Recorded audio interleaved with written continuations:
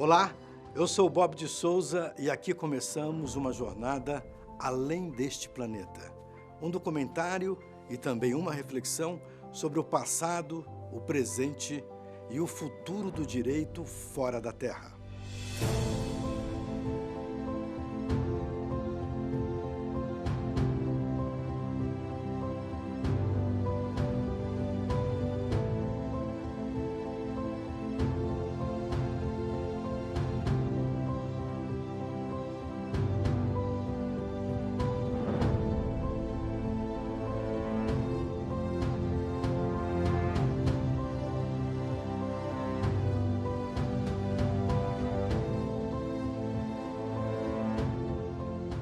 Estamos em 2019, 50 anos depois do astronauta Neil Armstrong, o primeiro ser humano a pisar na Lua, declarar que aquele era um pequeno passo para um homem, mas um grande passo para a humanidade. E muito se caminhou até chegarmos aqui. A ciência deu enormes saltos e novas possibilidades a toda hora se abrem. Mas e o direito? Como devem se comportar os atores desse jogo? Além de você, caro telespectador, nos acompanham nessa jornada Olavo de Oliveira Bittencourt Neto, vice-presidente do Hague International Space Resources Governance Working Group. Obrigado mais uma vez pelo convite, Bob. Muito feliz de estar aqui com você. O presidente da Agência Espacial Brasileira, Coronel Carlos Augusto Teixeira de Moura. Salve, Bob. É sempre um prazer muito grande estar aqui na TV Justiça, trocando impressões com vocês sobre o espaço. Ana Cristina Rosa, especialista em Direito das Telecomunicações, Aérea e Espacial. Muito obrigada, Bob, por essa oportunidade de estar aqui presente. O advogado da União, Álvaro Fabrício dos Santos, único advogado público no país especializado em Direito Espacial. Bob, obrigado pelo convite, um prazer falar com você. José Monserrat Filho, um dos pioneiros no direito espacial no Brasil. E também Alexandre Alves Martins, pesquisador em propulsão elétrica espacial da Universidade de Brasília. Muito obrigado, eu é que agradeço pelo convite para estar aqui. E Altair Stemler da Veiga, mestra em Direito Espacial. Obrigada pela minha parte, porque eu acho sempre muito interessante falar sobre direito espacial. Olavo, o ser humano imagina chegar ao espaço há muito tempo, certo? Bob, discussões sobre a exploração do espaço fazem parte da história da humanidade. A gente vê nas mais diferentes culturas, desde a mais remota antiguidade, lendas e mesmo teorias sobre como o homem poderia alcançar as estrelas. Sem dúvida, uma das obras mais importantes no imaginário popular sobre a exploração do espaço foi o livro do Júlio Verne, Da Terra à Lua, que foi publicado em 1865. A história é muito bacana, a história é muito interessante, mas ele também acaba antecipando questões científicas e técnicas sobre a exploração do espaço que se materializaram com o tempo. Toda a proposta imaginada pelo Clube do Canhão, que desenvolve um grande canhão para enviar um homem ao espaço, se baseia em conceitos científicos que depois estariam presentes na própria conquista do espaço, 100 anos depois. Até a localização onde foi posicionado esse canhão tem um impacto interessante com a conquista do espaço, porque se pensa no livro que ele deveria ser localizado na Flórida, nos Estados Unidos. É exatamente o local de onde serão lançados os foguetes da missão Apollo no final dos anos 60. Quanto mais próximo do Equador, o lançamento espacial se beneficia da velocidade de rotação do planeta para ter uma economia de combustível.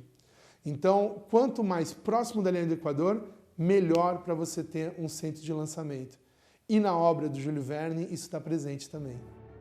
Inspirado em Júlio Verne, ainda no final do século XIX, o russo Konstantin Tsiolkovsky desenvolveu teorias de como foguetes poderiam chegar ao espaço, usando estágios durante a subida. Assim, partes do equipamento se soltariam do foguete conforme o combustível nos tanques fosse acabando. Mas foi na Alemanha nazista, na década de 1930, que a tecnologia de foguetes teve seu grande desenvolvimento teórico e prático. Durante a Segunda Guerra, o projeto nazista para foguetes se consolidou graças ao trabalho do fusólogo Wernher von Braun, cientista alemão que depois desempenharia papel fundamental nas missões Apollo. É ali que se consolida uma série de conhecimentos cruciais para entender como um foguete, considerado um veículo, seria capaz de fornecer o transporte não só de coisas, mas também, eventualmente, no futuro, de pessoas até o espaço. A gente sabia que a atividade espacial tinha sido iniciada pelos nazistas, com aquele V2, V1, V2, com os quais eles bombardearam a Inglaterra. Proibidos pelo Tratado de Versalhes de desenvolver os enormes canhões amplamente usados na Primeira Guerra Mundial, os alemães incorporam ao seu projeto de mais uma guerra cientistas que vinham obtendo ótimos avanços com a tecnologia de foguetes. As naves não foram projetadas para chegar ao espaço. A ideia era usar os foguetes como veículos para bombardear alvos remotos. Apesar do rápido desenvolvimento, era extremamente difícil controlar a enorme potência dos foguetes. Acidentes com muitas mortes eram frequentes. Os militares nazistas começaram a usar, então, mão de obra dos campos de concentração. O que acontece é que o projeto de desenvolvimento do que seria chamado as bombas voadoras, as bombas V2, ele tem um peso muito grande para o desenvolvimento da tecnologia espacial, mas ele também é cheio de incongruências, de contradições. Em 1944, que a equipe do Von Braun consegue dominar o controle desses foguetes. Tanto que as bombas voadoras são batizadas em alemão com o V da palavra em alemão para vingança, porque já se está no estágio final do conflito e elas são pensadas para serem utilizadas contra alvos civis, contra cidades, contra a população civil, para gerar pânico. As estimativas falam que ao todo 5.000 pessoas morreram por força do ataque dessas bombas, principalmente na Inglaterra, em Londres. Mas morreram fabricando essas bombas nos campos de concentração mais de 20.000 pessoas. Mas essas tecnologias não eram suficientes para colocar um objeto em órbita, certo, Olavo? A órbita é uma questão essencialmente de velocidade. Elas não tinham a potência necessária para colocar um objeto em órbita. Então o que aconteceu? Era necessário aprimorar esse veículo, inclusive utilizando a lógica desenvolvida já por Tsiolkovsky lá no começo do século XX, de estágios, para que seja possível, então, alcançar a velocidade necessária para colocar um objeto em órbita.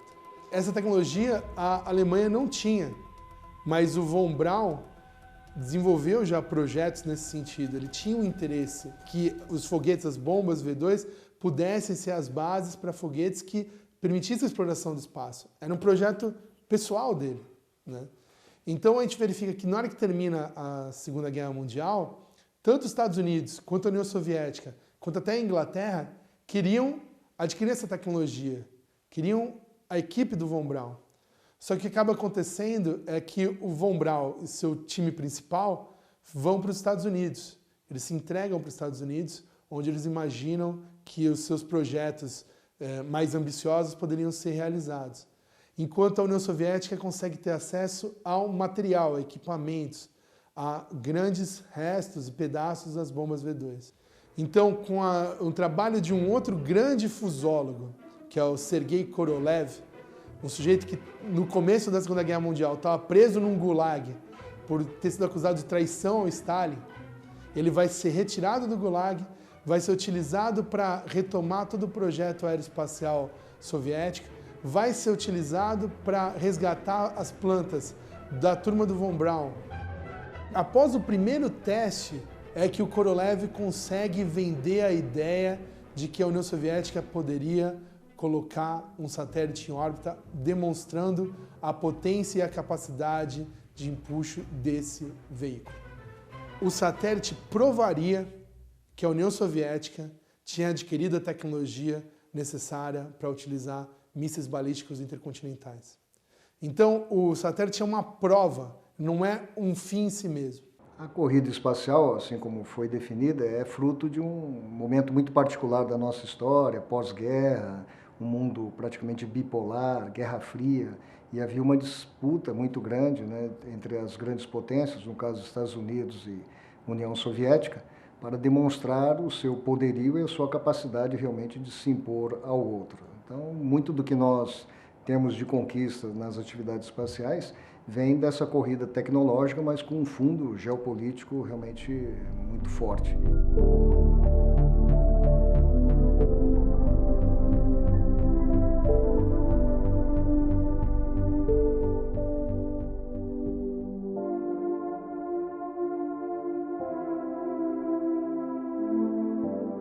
Professor Montserrat, o senhor se lembra do lançamento do Sputnik 1 ao espaço?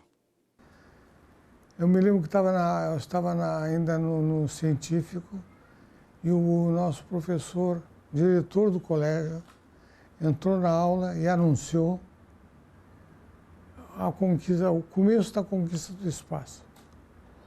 Na realidade, o Sputnik, que a gente sabe hoje, estava ligado ao processo de Guerra Fria, que tinha se iniciado já em 1947. Quando o Eisenhower e seu governo começam a pesquisar de que maneiras eles podem adquirir informações cruciais sobre a capacidade bélica soviética, principalmente com relação a mísseis, pensam, em tese, que se fosse posicionado um satélite artificial acima do território soviético, seria possível adquirir uma grande quantidade de imagens, de dados e informações que superariam em muito a capacidade desses voos militares de espionagem. Esse ponto é crucial, porque a gente tem, com base em todo o direito aeronáutico, a ideia de que os Estados conservam soberania sobre a coluna de ar que se estende acima dos seus territórios.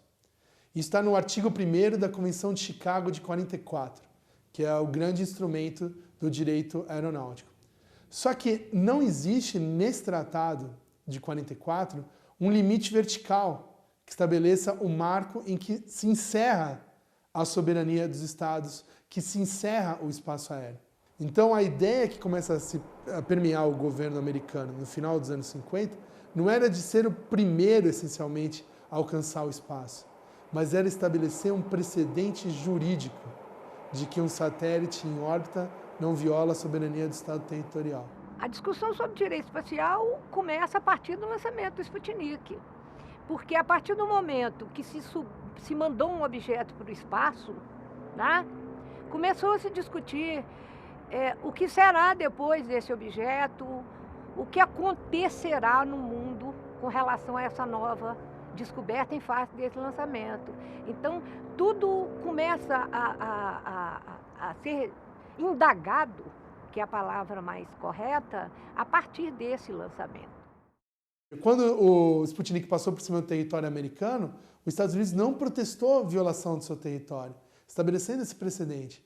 E o que acaba acontecendo é que os Estados Unidos começam a correr atrás do tempo perdido, inclusive forçando esse projeto, vamos dizer assim, mais civil, vinculado à Marinha, de fazer o lançamento o mais rápido possível.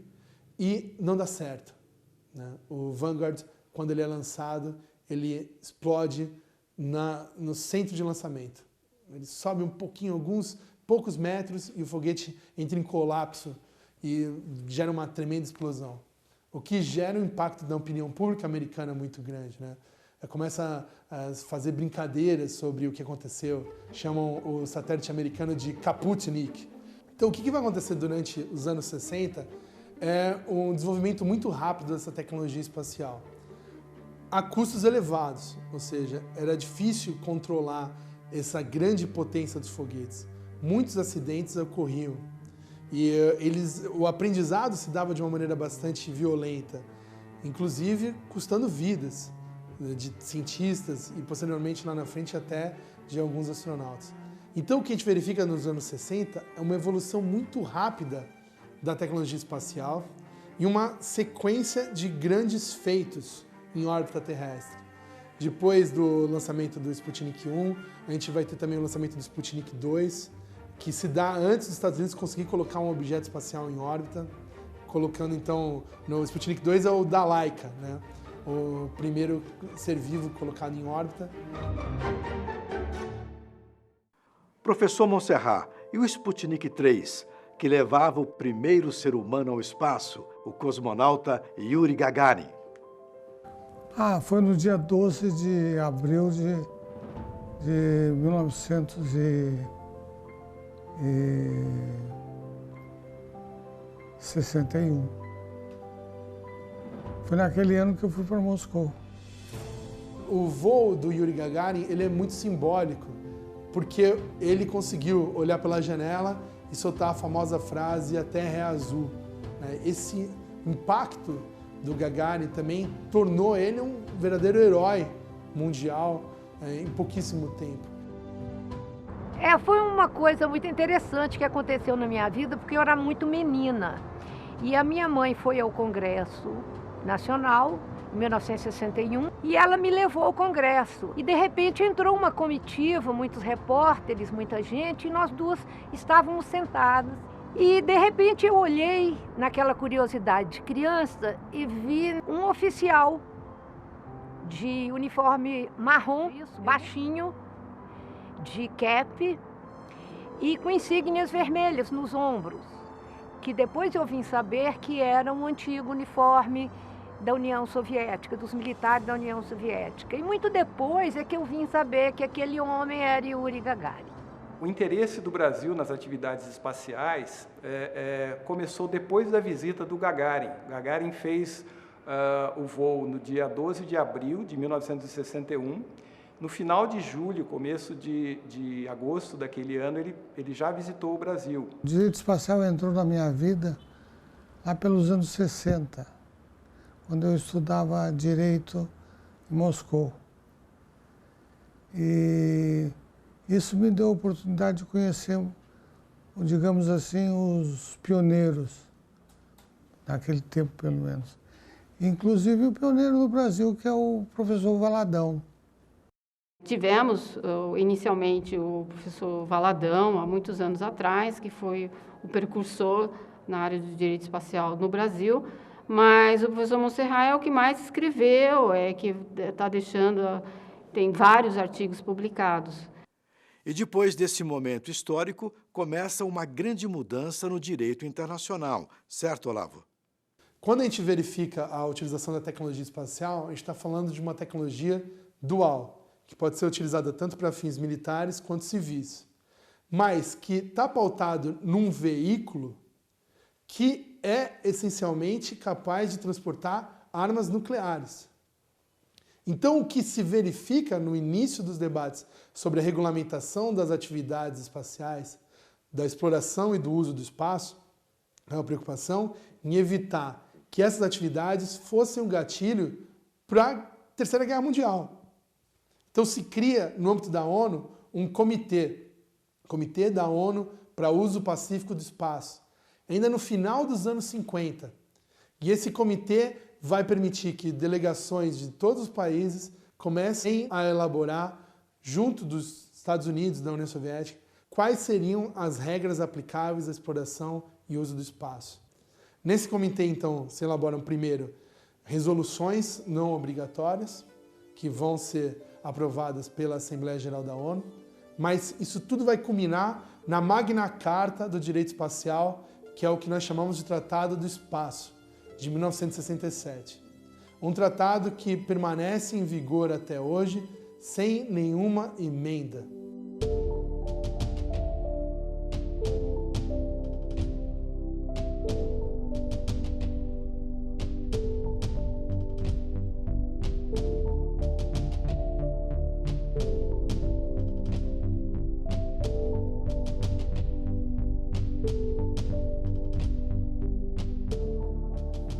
O que o Tratado do Espaço traz como princípios são regras gerais que são válidas até hoje, como, por exemplo, a liberdade de acesso ao espaço por qualquer país.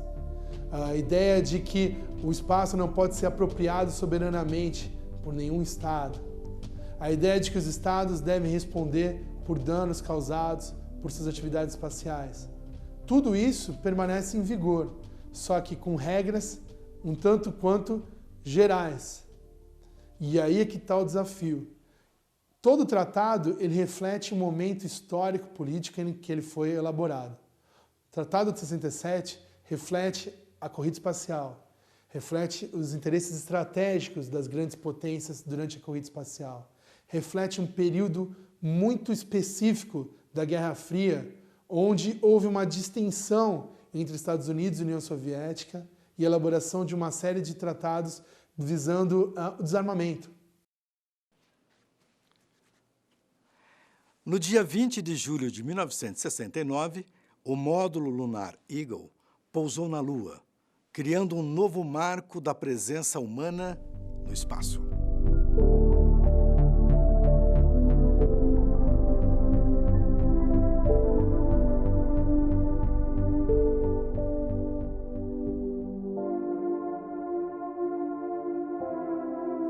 Coronel Carlos de Moura, esse dia foi muito marcante para o senhor? Eu me lembro muito bem da Apollo 11, né? Eu era garoto e eu assisti pela televisão da minha tia as imagens.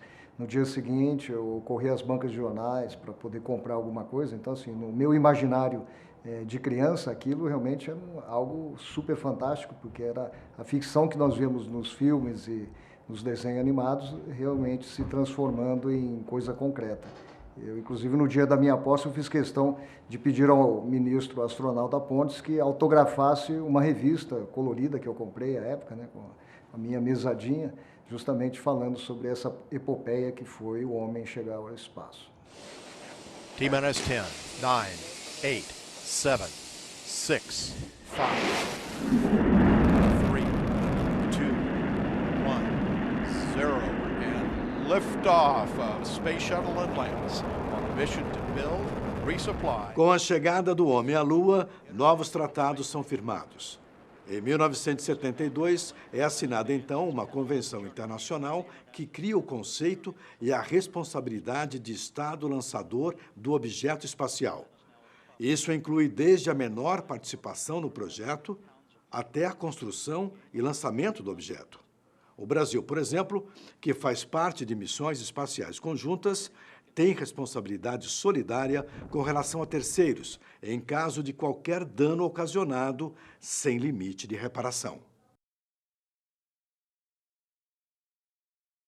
Quando a gente fala desses grandes tratados do direito espacial, o último é o Tratado da Lua, de 1979, que aplicava não só à Lua, mas a todos os corpos celestes, e é relativo à exploração desses corpos celestes, inclusive do ponto de vista mineral. Esse tratado, embora tenha sido aprovado por unanimidade no Comitê da ONU para Uso Pacífico do Espaço, ele é aquele que hoje tem o menor número de estados parte. Então a gente tem menos de 20 estados parte no Tratado da Lua. Quando a gente compara com o Tratado do Espaço, ali a gente tem mais de 100 estados parte. Só que esse tratado vai trazer uma relevância ainda maior nos dias de hoje, quando se discute a possibilidade de retorno não só à Lua, mas também a possibilidade de exploração comercial, inclusive, de recursos minerais em corpos celestes, principalmente na Lua e em asteroides próximos da Terra. O grande potencial aí dos asteroides é que eles têm uma quantidade enorme de minerais raros, ouro, platina, níquel, ferro, e considera-se que existem asteroides. Até agora, há pouco tempo, a NASA anunciou que vai fazer uma missão para um asteroide que se chama 16 Psyche. Esse asteroide tem cerca de 300 km de diâmetro e diz que o valor desse único asteroide é entre 10 e 700 quintilhões de dólares. Quintilhões de dólares é 1 com 18 zeros à frente. Portanto, pode imaginar o que é que isso é. Se isso fosse introduzido diretamente na nossa economia mundial, a economia mundial é cerca de 75,5 trilhões de dólares. Portanto, imagina 10 a 700 quadrilhões de dólares ia deitar a economia mundial abaixo. Existem alguns países que questionam o Tratado da Lua, principalmente com relação ao artigo 11 desse tratado, que considera a Lua e os corpos celestes patrimônio comum da humanidade.